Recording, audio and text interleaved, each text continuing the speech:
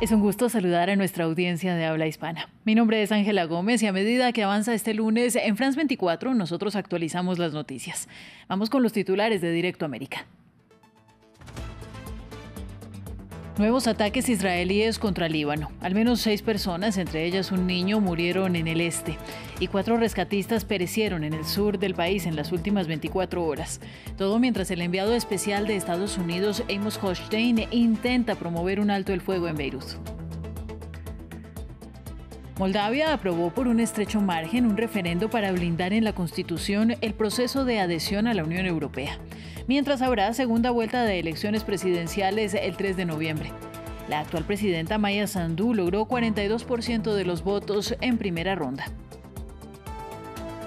Y Corea del Sur citó al embajador ruso en Seúl para rechazar el supuesto traslado de soldados norcoreanos como refuerzo del Kremlin en la guerra de Ucrania.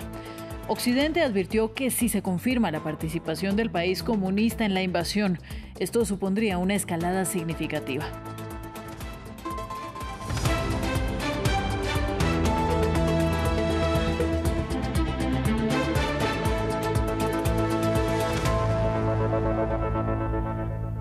Vamos a iniciar en Medio Oriente con las noticias de los ataques al Líbano. Este lunes el Ministerio de Salud libanés anunció la muerte de 4 rescatistas en bombardeos israelíes durante la última jornada. Y una incursión israelí contra el este del país dejó 6 muertos, incluido un niño, en la localidad de Baalbek. La Agencia Nacional de Noticias libanesa también dijo que aviones de combate bombardearon intensamente varios puntos del distrito. Todo esto la mañana siguiente a los ataques aéreos en Beirut contra las oficinas de una empresa a la que Israel y Estados Unidos acusan de financiar a Hezbollah. Así amaneció la capital.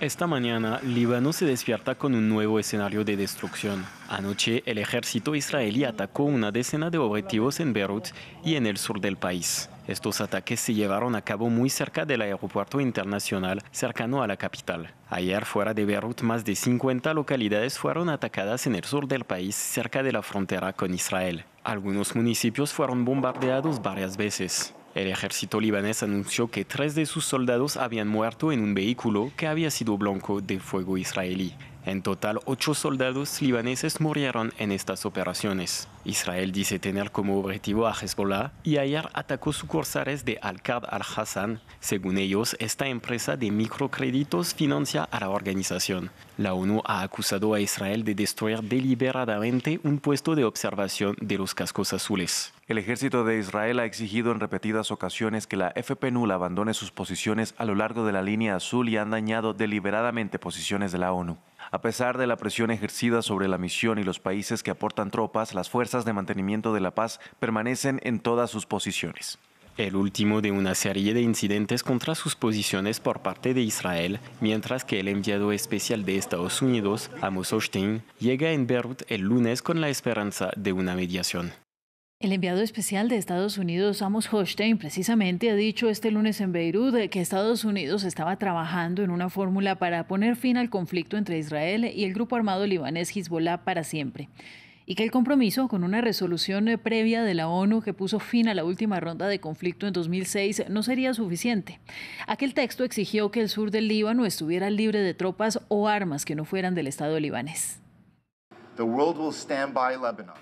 El mundo apoyará al Líbano y a sus dirigentes si toman las decisiones valientes y difíciles que se requieren en este momento para beneficiar a todo el pueblo libanés.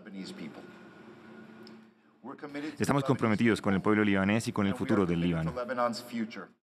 Y en la Franja de Gaza, las fuerzas israelíes sitiaron hospitales y refugios para desplazados en el norte del enclave, donde han intensificado sus operaciones contra combatientes palestinos, pero dejando diariamente víctimas civiles. Mientras las autoridades palestinas reportaron al menos 26 fallecimientos de ciudadanos en el enclave, testigos dijeron que las tropas detuvieron a los hombres y ordenaron a las mujeres que abandonaran el campo de refugiados de Jabalia. La Agencia de la ONU para los Refugiados Palestinos dijo que Israel estaba impidiendo que las misiones humanitarias con suministros críticos, incluidos medicamentos y alimentos, llegaran a 3 hospitales de la zona norte.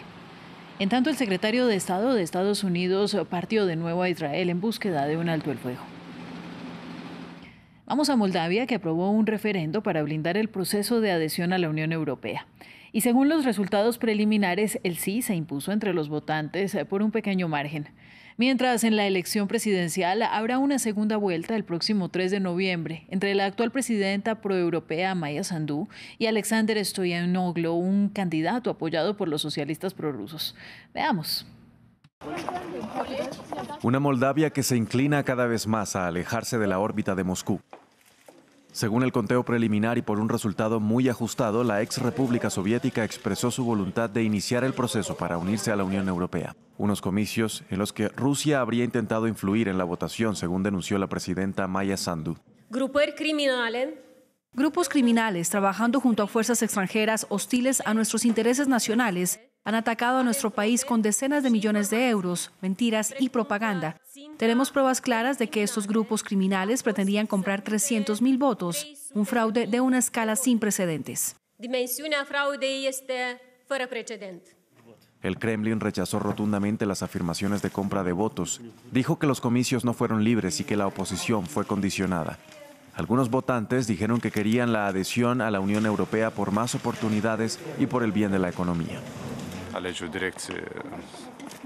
Estamos dirigiendo una dirección decisiva para el futuro del país. Ya no podemos pretender ser neutrales. Tenemos que ser parte de una familia más grande porque somos un país pequeño y tenemos que ser inteligentes.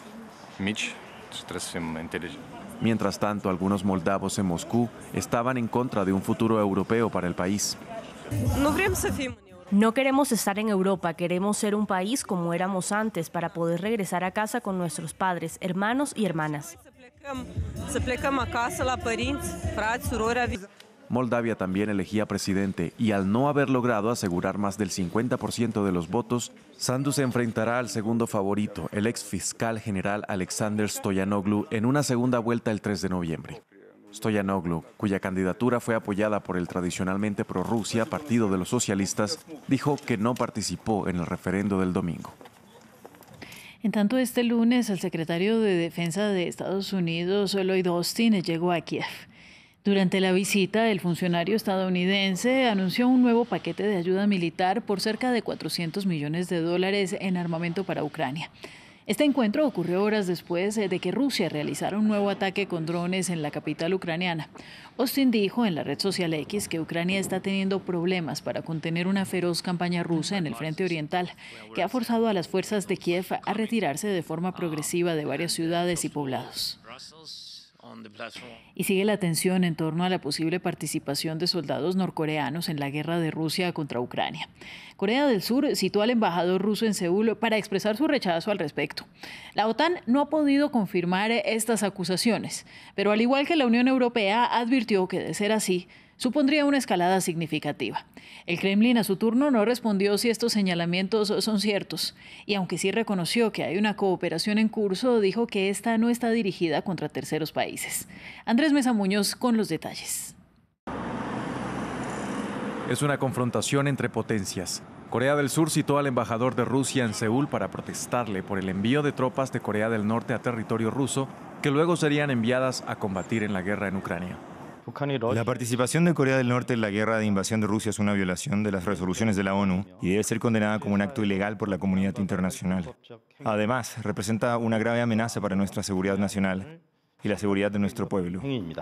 Seúl había publicado imágenes que mostrarían el primer grupo de 1.500 soldados norcoreanos en Rusia, pero la OTAN no ha podido confirmar que estos militares vayan a luchar en suelo ucraniano, lo que supondría una escalada significativa, según dijo la alianza. En la misma línea se pronunció la Unión Europea, que dijo que esto revelaría la debilidad de Moscú. Si se confirmarán los informes sobre el traslado de soldados de Corea del Norte a Rusia, esto marcaría otro nivel de escalada y un aumento significativo en su cooperación, desafiando aún más las normas internacionales y el derecho internacional. Aunque no respondió si estos señalamientos son ciertos, el portavoz del Kremlin acusó a Occidente de lanzar información contradictoria y dijo que seguirá cooperando con Pyongyang. La República Popular Democrática de Corea es nuestro vecino cercano, nuestro socio, y estamos desarrollando nuestras relaciones en todos los ámbitos. Es nuestro derecho soberano. No debería causar preocupación a nadie porque esta cooperación no está dirigida contra terceros países. Analistas militares plantean dudas sobre cómo Rusia podría incorporar tropas ucranianas sobre el terreno, y aunque advierten que es poco probable que esto cambie las reglas del juego, sí prevén que esto podría ayudar a prolongar el conflicto. Hasta aquí el informativo, quédense con nosotros, ya volvemos con más.